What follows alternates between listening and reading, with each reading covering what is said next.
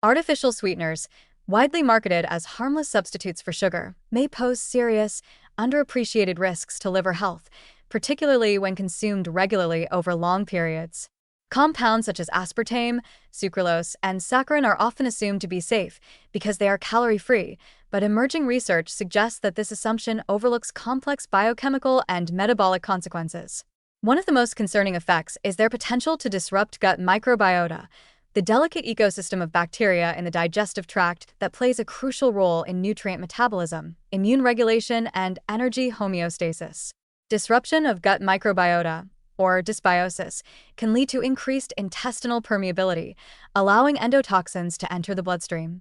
These endotoxins can trigger systemic inflammation, a process intimately linked to insulin resistance and metabolic dysfunction, both of which are major risk factors for non-alcoholic fatty liver disease, NEFLD.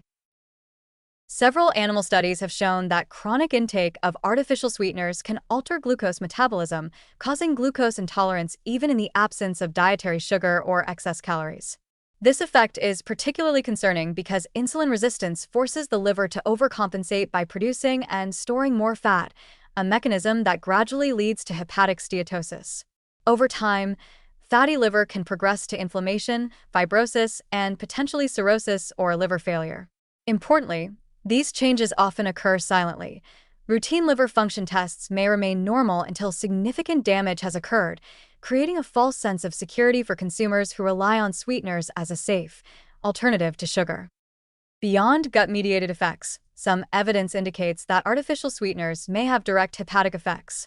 Sucralose, for instance, has been shown in certain studies to affect lipid metabolism pathways in liver cells, increasing the accumulation of triglycerides and altering cholesterol homeostasis.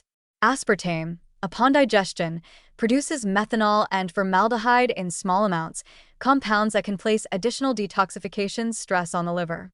While the quantities may seem minor, chronic daily exposure over years could theoretically contribute to cumulative oxidative stress, mitochondrial dysfunction, and liver inflammation. The risk is not uniform across populations. Individuals with pre-existing metabolic syndrome, obesity, type 2 diabetes, or genetic predispositions toward liver disease are particularly vulnerable. Even occasional consumption may exacerbate underlying insulin resistance or promote the early stages of fatty liver in these high-risk groups. This makes the widespread perception of artificial sweeteners as universally safe not only misleading but potentially dangerous. From a practical standpoint, reducing or eliminating artificial sweeteners is a highly prudent strategy. Safer alternatives for maintaining sweetness include naturally derived options in whole foods, such as fruit, or simply adjusting taste preferences to favor less sweetened beverages and foods. Water, herbal teas, and unsweetened infusions remain the safest hydration choices, posing no risk of metabolic disruption or liver stress. Ultimately, artificial sweeteners are not metabolically inert, and their long-term effects on liver health deserve far greater attention than they currently receive.